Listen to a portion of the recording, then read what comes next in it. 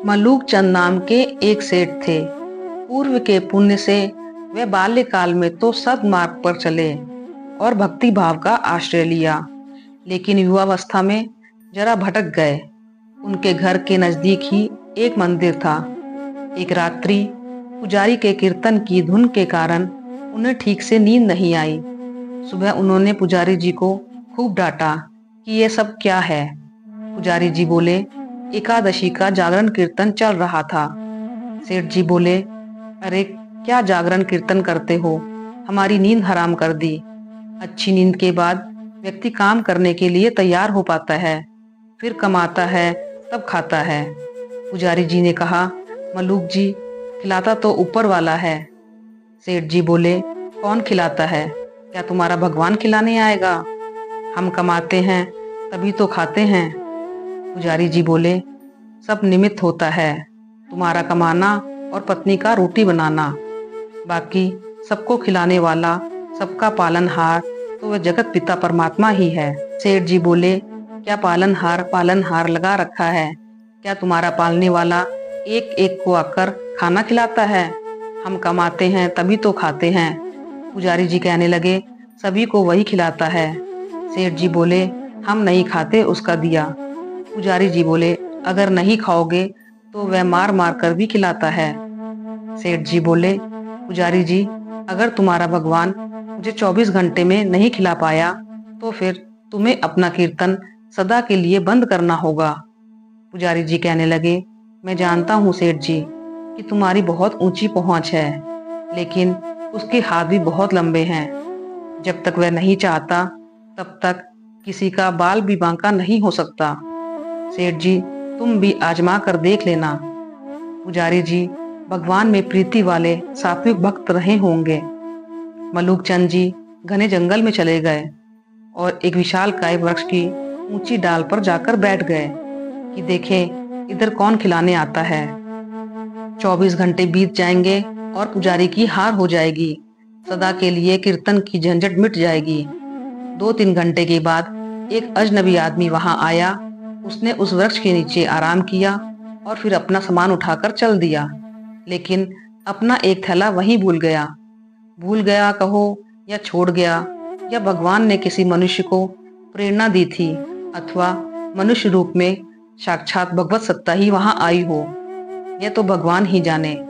थोड़ी देर के बाद 5 डकैत वहां से निकल रहे थे। उनमें से एक डकैत ने अपने सरदार से कहा, सरदार, वहां कोई थैला पड़ा है, देखते हैं इसमें क्या है। खोल कर देखा तो उसमें गरम गरम भोजन भरा हुआ था। भोजन देखते ही डाकुओं को भूख लग गई। तभी डाकुओं के सरदार ने कहा, हो सकता है किसी शत्रु ने जहर डालकर यह भोजन यहाँ रखा हो, अथवा पुलिस का कोई षड्यंत्र हो। इधर उधर देखो जरा, कौन रख कर गया है। इधर उधर देखा, लेकिन कोई भी आदमी नहीं दिखा। तब डाकुओं के मुखिया ने जोर से आवाज लगाई, कोई हो तो बताए, यह थैला यहाँ कौन रख कर गया है।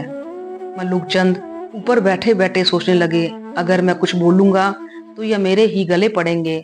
तो वे चुप रहे, लेकिन जो सबके हृदय की धड़कन चलाता है, भक्त वत्सल है, वह अपने भक्त का वचन पूरा किए बिना शांत कैसे रहता। उसने उन डाकुओं को प्रेरित किया कि ऊपर भी देखो। उन्होंने ऊपर देखा तो वृक्ष की डाल पर एक आदमी बैठा हुआ दिखाई दिया। डाकुओं ने कहा, नीचे उतरो। मलूक चंद जी कहने लगे, मैं नहीं उतरूंगा। डकैत बोले, क्यों नहीं उतरता, जरूर यह भोजन तूने ही रखा होगा। मलूक चंद जी बोले, मैंने नहीं रखा है, कोई यात्री अभी यहाँ आया था, वही इसे यहाँ भूलकर चला गया। सेठ जी की बात पर डकैत गुस्सा हो गए, बोले, नीचे उतर, तूने ही रखा होगा जहर मिलाकर, और अब बचने के लिए बहाने बना रहा है। तुझे यह भोजन खाना पड़ेगा। प्रभु की लीला देखिए, कौन सा काम वह सर्वेश्वर किसके द्वारा किस निमित्त से करवाए, यह उसकी मर्जी की बात है। बड़ी गजब की व्यवस्था है उस परमेश्वर की।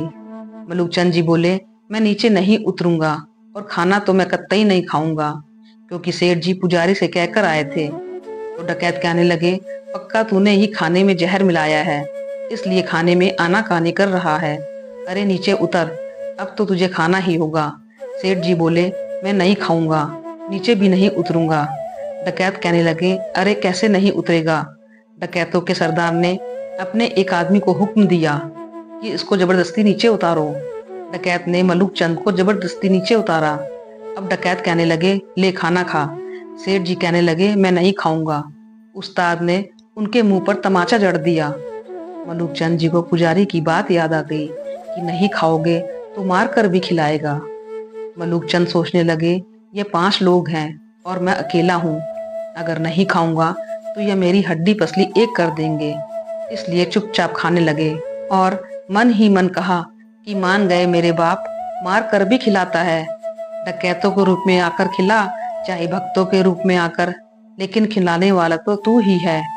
आपने पुजारी की बात उन्हें सत्य साबित करके दिखाई। मलूक चंद के बचपन के भक्ति के संस्कार फूट पड़े। उनको मार पीट कर डकैत वहां से चले गए तो मलूक चंद भागे और पुजारी के पास जाकर बोले, पुजारी जी मान गए आपकी बात कि अगर नहीं खाते हैं तो मार कर भी खिलाता है। पुजारी जी बोले, वैसे तो कोई 3 दिन तक खाना ना खाए तो कृष्ण किसी न किसी रूप में आकर खाना जरूर खिलाता है, लेकिन मैंने प्रार्थना की थी कि 3 दिन की नहीं 1 दिन की शर्त रखी है सेठ जी ने, तो कृपा करना। अगर कोई सच्ची श्रद्धा और विश्वास से हृदयपूर्वक प्रार्थना करता है तो वह अवश्य सुनता है।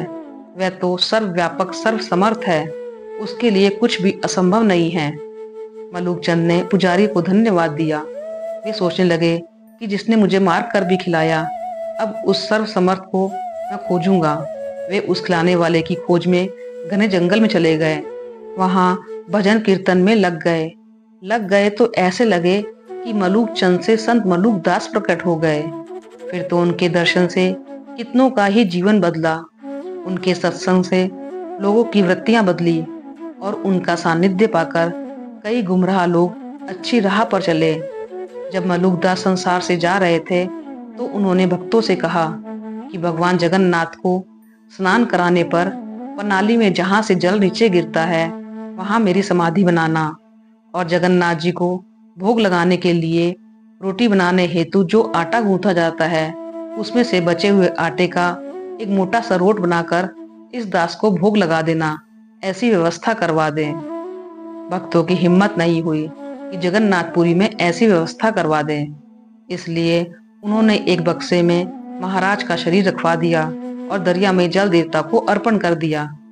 परंतु वह बक्सा तैरता हुआ किनारे आ गया और किसी को प्रेरणा हुई। फिर जैसा मलूक दास जी चाहते थे वैसी ही व्यवस्था हो गई। आज मलूक दास जी की समाधि भगवान जगन्नाथ के मंदिर के दक्षिण द्वार पर स्थित है और भगवान जगन्नाथ को भोग लगाने के लिए जो आटा गूंथा जाता है उसमें से बचे हुए आटे का रोट बनता है, उसी का मलूक दास जी को भोग लगाया जाता है। जीवात्मा परमात्मा का आश्रय लेकर अगर कुछ ठान लेता है तो प्रकृति उसकी मदद अवश्य करती है, फिर वह चाहे किसी को भी निमित्त बनाए। जय सिया राम। दोस्तों, आपको ये कथा कैसी लगी कमेंट करके जरूर बताएं। जय श्री जगन्नाथ।